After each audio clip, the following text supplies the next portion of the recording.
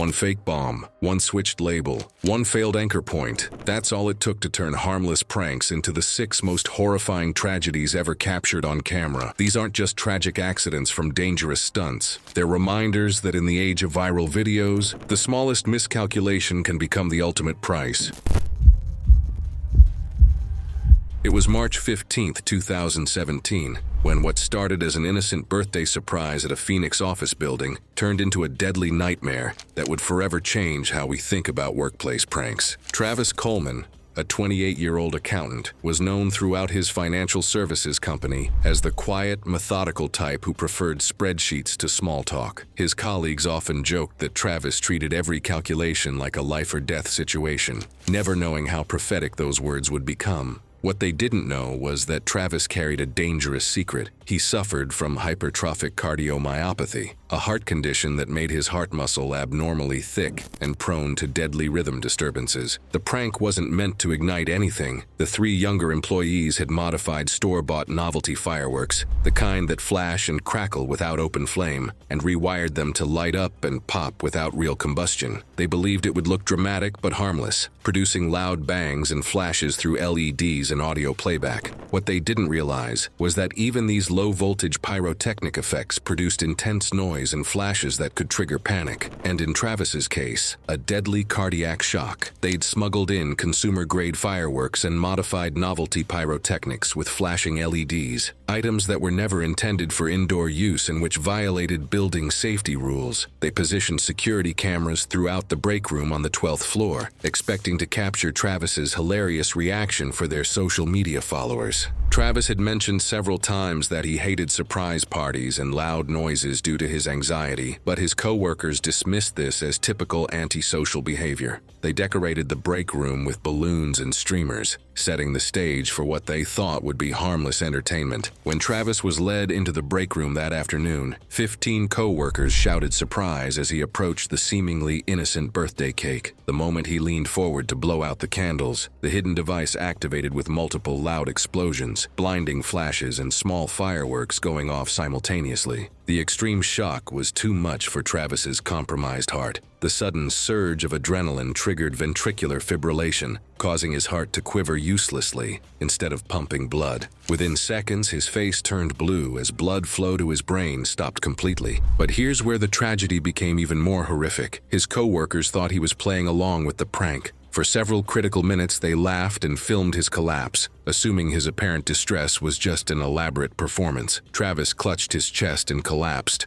his breathing becoming irregular gasps as his brain was starved of oxygen. By the time someone realized something was genuinely wrong and called for help, precious minutes had already passed. Emergency responders arrived and immediately began CPR and defibrillation attempts. After 20 minutes of advanced cardiac life support, they managed to briefly restart his heart, but the prolonged lack of oxygen had caused severe brain damage. Travis's heart stopped again in the ambulance, and he was pronounced dead from sudden cardiac death due to ventricular fibrillation. The 3 pranksters were charged with involuntary manslaughter and sentenced to prison terms ranging from 2 to 4 years. The company faced millions in wrongful death lawsuits and implemented strict anti-harassment policies. OSHA investigators later cited the firm for unsafe handling of pyrotechnic materials within a workplace, noting multiple lapses in supervision and safety compliance. The break room where Travis died was permanently closed and converted into a memorial space. His family established a foundation promoting awareness of hidden heart conditions in young adults, hoping that Travis's death might prevent similar tragedies. This case serves as a chilling reminder that what seems like harmless fun can have deadly consequences when medical conditions and human psychology are ignored in the pursuit of viral entertainment. It was July 4th, 2016, when a 4th of July pool party in Malibu turned from celebration to catastrophe, claiming the life of a young woman whose trust in friends would prove fatal. Megan Holt, a 24-year-old graphic designer, was the kind of person who said yes to everything. Her adventurous spirit and infectious enthusiasm made her the life of every party, always willing to try the craziest dares or most outrageous challenges. She had been a competitive diver in high school, which gave her confidence around water that would tragically work against her that night. The party was hosted at a luxury home where guests were engaging in increasingly dangerous dares as the alcohol flowed freely. By midnight, several guests had jumped from the deck into the shallow end and started filming blind dares for social media, egging each other on as the dares got riskier. Megan had been drinking for hours, her judgment clouded by celebration and peer pressure. The host's brother had devised what he thought was the ultimate prank, a blindfolded trust dive that would give participants the scare of their lives. The elaborate setup involved partially draining the pool to around 3 or 4 feet of water and using underwater lighting to create the illusion of full depth. In daylight, the concrete bottom would have been easy to spot, but the combination of dim lighting, alcohol, and clever placement of colored LEDs made the pool appear deceptively deep. A few guests joked that the water seemed lower than usual, but no one questioned it once the lights went on. The host's brother had arranged the draining earlier in the day with a portable pump and turned on the lights only after dark, ensuring few guests noticed the lowered water level. Multiple party guests gathered around with phones ready to record what they expected would be a hilarious moment when Megan discovered she was diving into shallow water. They positioned her at what appeared to be the deep end, assuring her she was standing over 8 feet of water. Megan was blindfolded with a thick towel and spent several minutes psyching herself up for the dive. Her high school diving experience kicked in as she prepared for what she believed was a standard pool dive. The wet concrete deck provided no safety mats or warnings about the dangerous conditions below.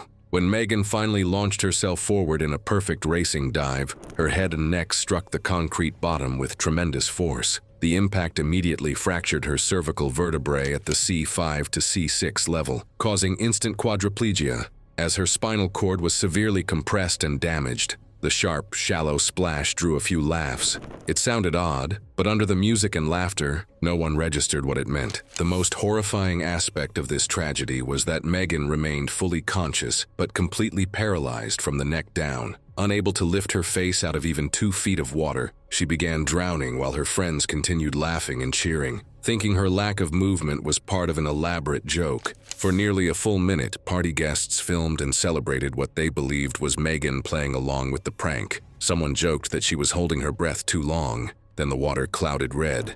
That was the moment the laughter stopped and the horrible reality became clear. By the time they pulled her from the pool, she had aspirated significant amounts of water and lost consciousness. Emergency responders arrived to find a young woman whose promising life had been cut short by a prank that ignored basic physics and human anatomy. Despite immediate CPR and advanced life support, Megan was pronounced dead from drowning secondary to catastrophic spinal cord injury. The homeowner and his brother faced criminal negligence charges and served jail time. The family's wrongful death lawsuit was settled, but no amount of money could bring back their adventurous daughter, whose trust had been so callously betrayed. Friends later admitted they had brushed off her hesitation to join the prank, assuming Megan, of all people, could handle anything. This tragedy sparked local safety campaigns and renewed calls for stricter pool safety regulations at private gatherings. It also fueled national conversations about the deadly consequences of viral prank culture.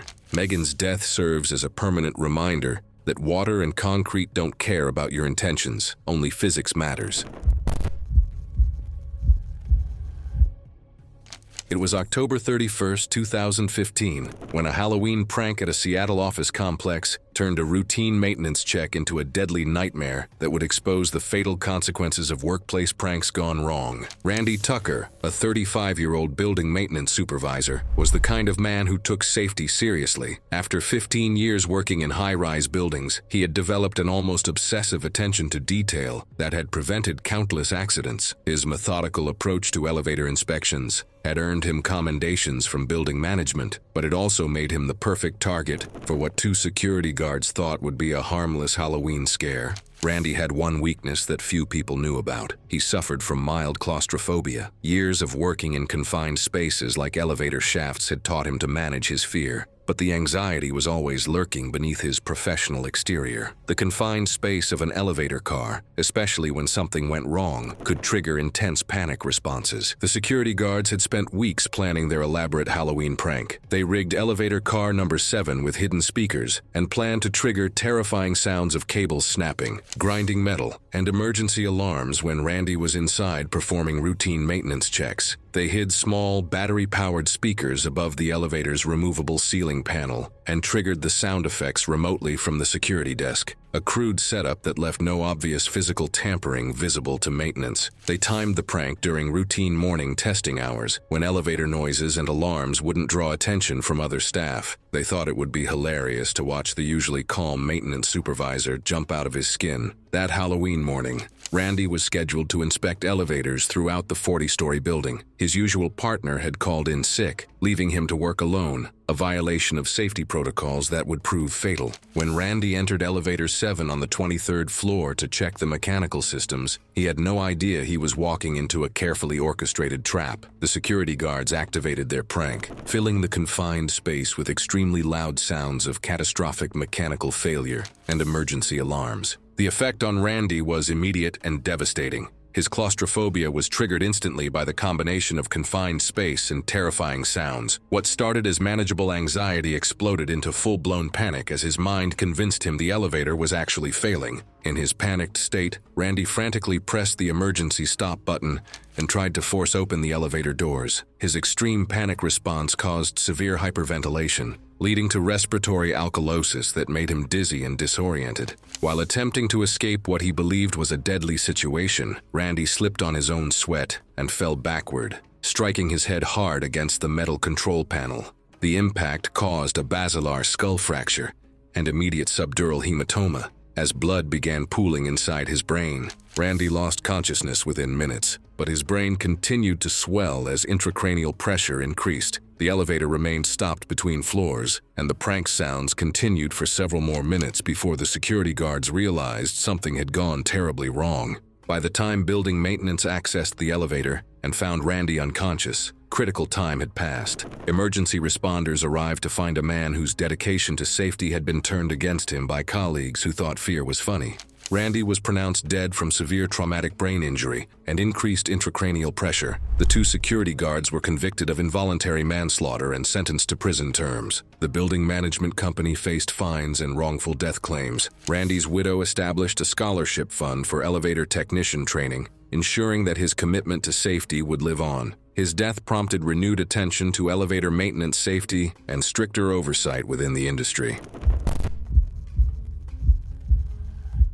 It was August 12, 2018, when a trust-building exercise on an Austin highway overpass became a deadly lesson in the physics of human deceleration, claiming the life of a young woman whose faith in her friends would prove tragically misplaced. Jolene Parks, a 22-year-old restaurant server and psychology student, was known for her unwavering trust in others and her determination to overcome personal fears. Despite her terror of heights, she had recently committed to facing her phobias head-on, posting about her journey of self-improvement on social media. Her trusting nature and desire for personal growth made her the perfect target for what her college friends believed would be an unforgettable bonding experience. The four friends had convinced Jolene that they had arranged a legitimate bungee jumping experience from an 85-foot highway overpass that had once been used by licensed bungee companies during special events. What Jolene didn't know was that her friends had substituted professional bungee equipment with a 60-foot static climbing rope, planning to give her the scare of her life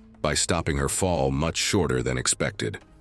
The friends had purchased legitimate climbing harnesses online and spent considerable effort making their setup appear professional. To disguise the substitution, they covered the static rope with bright elastic tubing and colorful sleeves, so it visually resembled an elastic bungee line. They assured Jolene that everything was properly inspected and certified, exploiting her trust and her limited knowledge of extreme sports equipment. The climbing rope they used was rated for static loads, but had zero elasticity, a crucial difference that would prove fatal. Standing on the bridge railing 85 feet above the busy highway, Jolene spent nearly 15 minutes working up the courage to jump. Her friends encouraged her, filming what they expected would be a hilarious moment when she realized the fall was much shorter than anticipated. They had no understanding of the deadly physics involved when a human body traveling at high speed is suddenly stopped by an inelastic rope. When Jolene finally jumped, trusting completely in her friends' assurances about safety, she fell freely for exactly 60 feet before the static climbing rope reached its limit. At that moment,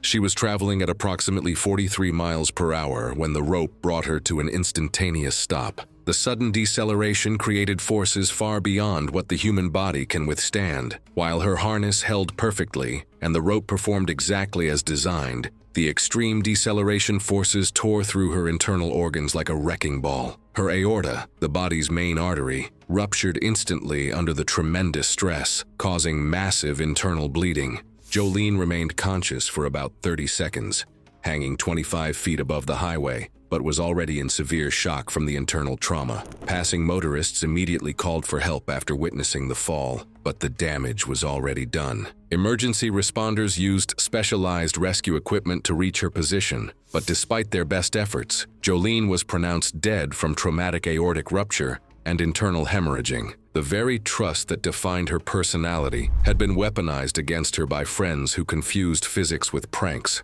All 4 friends were charged with involuntary manslaughter and received prison sentences ranging from 8 to 12 years. The incident prompted local officials to tighten enforcement of existing extreme sports regulations and permanently close the bridge to public access. Jolene's parents became advocates for adventure sports safety, ensuring that their daughter's death would serve as a warning about the deadly difference between professional equipment and amateur assumptions.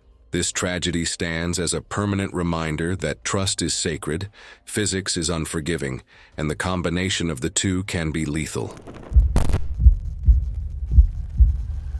It was November 3, 2017, when a seemingly harmless prank at a Denver Community College chemistry lab created a toxic cloud that would claim the life of a dedicated student whose commitment to safety became his downfall. Cale Morton, a 19-year-old chemistry student and lab assistant, was the kind of person who read safety manuals for fun. His serious approach to laboratory protocols had earned him the position of student safety monitor, making him responsible for ensuring proper handling of all chemicals. Cale suffered from mild asthma, a condition he managed easily with a daily inhaler, never imagining it would make him vulnerable to a deadly chemical reaction. 3 classmates had grown tired of Cale's constant safety reminders and decided to teach him a lesson through what they thought was a harmless prank. Their plan was simple: switch the labels on cleaning supply bottles to confuse him during his evening inventory work. They swapped ammonia labels onto bleach containers and vice versa, expecting to watch Cale panic when he discovered the apparent mislabeling. The pranksters had no understanding of basic chemistry. They didn't realize that mixing bleach and ammonia creates chlorine gas, a deadly chemical weapon used in World War I that can kill within minutes in confined spaces. Their ignorance turned the small storage room into a sealed pocket of toxic air. That evening, Cale was conducting a routine inventory of cleaning supplies in the small chemical preparation room. As the dedicated safety monitor, he took his responsibilities seriously, ensuring every chemical was properly stored according to strict protocols. When he discovered what appeared to be improperly labeled containers, he immediately began following standard procedures to correct the situation. Following proper safety protocols, Cale began transferring liquids to appropriate containers based on what he believed were the correct labels. When he poured what he thought was ammonia into a container he believed held bleach, the 2 solutions mixed and immediately began producing chlorine gas. The toxic yellow-green cloud filled the small preparation room within seconds. Crucially, the prep room's ventilation had been shut off for overnight maintenance, leaving the small space poorly ventilated and allowing the gas to concentrate dangerously fast. Cale's first breath of the gas caused immediate chemical burns to his respiratory tract and triggered a severe asthma attack. The combination of toxic exposure and acute bronchospasm caused his airways to constrict, while the gas continued burning his lung tissue. Within a minute, Cale became dizzy and disoriented from oxygen deprivation. His asthma inhaler was completely ineffective against the chemical-induced bronchospasm. He began coughing up blood-tinged foam as his lungs filled with fluid from the chemical burns. Cale attempted to reach the emergency exit, but collapsed after taking several steps. His body was shutting down as the toxic gas destroyed his respiratory system from the inside. The very dedication to safety that defined his character had led him directly into a death trap created by classmates who thought chemistry was a joke. A night security guard making routine rounds discovered Cale and immediately called emergency services while dragging him from the contaminated room. Paramedics arrived and provided immediate respiratory support, but the damage was already catastrophic. Cale was pronounced dead from acute chemical pneumonia and respiratory failure, complicated by his pre-existing asthma condition. The 3 students responsible were charged with criminally negligent homicide and received prison sentences ranging from 3 to 6 years. It was June 18, 2016, when a Miami apartment building rooftop became the scene of a deadly stunt that would expose the fatal consequences of social media culture and misplaced trust in amateur safety equipment. Bethany Rhodes, a 26-year-old social media coordinator, lived and breathed superhero movies. Her apartment was filled with comic book memorabilia, and her Instagram feed constantly featured posts about overcoming fears and living life to the fullest. Her trusting nature and enthusiasm for new experiences made her the perfect target for what her 3 roommates believed would be the ultimate viral video opportunity.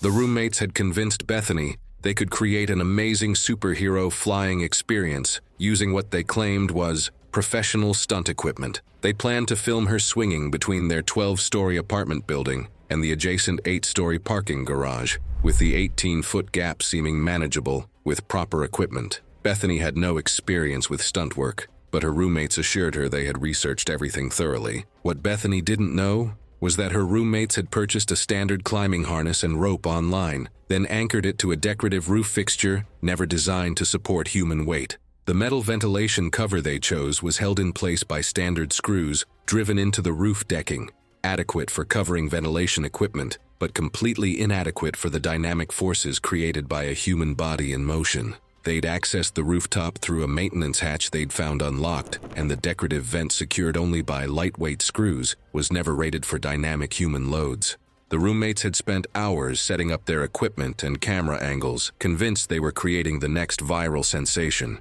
They fitted Bethany with the legitimate climbing harness and connected it to the climbing rope that was properly rated for her weight, but only when anchored to appropriate mounting points designed for such loads. Standing at the edge of the 12-story rooftop, Bethany felt excitement and nervousness as her roommates filmed what they expected would be a safe and spectacular swing to the parking garage. She trusted completely in their assurances about the safety preparations, never questioning the anchor point that would determine whether she lived or died. When Bethany jumped from the rooftop, the decorative anchor point immediately failed under her 140-pound dynamic load. The standard screws pulled straight out of the roof decking, sending her into a completely uncontrolled fall toward the concrete courtyard below. Bethany fell freely for 8 stories, approximately 96 feet, before striking the concrete courtyard at roughly 55 miles per hour. She impacted the ground feet first, with the tremendous force completely shattering both legs and her pelvis. The massive impact energy traveled upward through her body,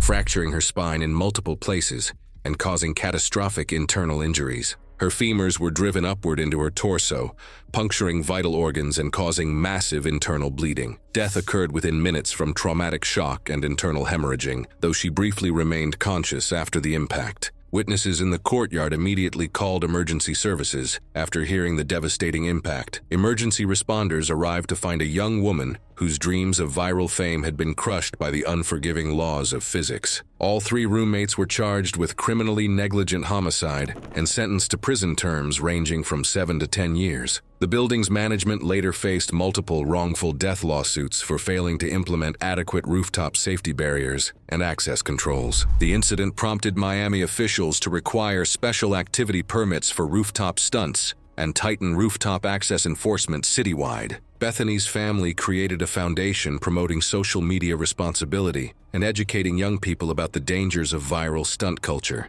This tragedy serves as a permanent reminder that physics doesn't care about your follower count. Thanks for watching. Want to watch more? Click on your screen now.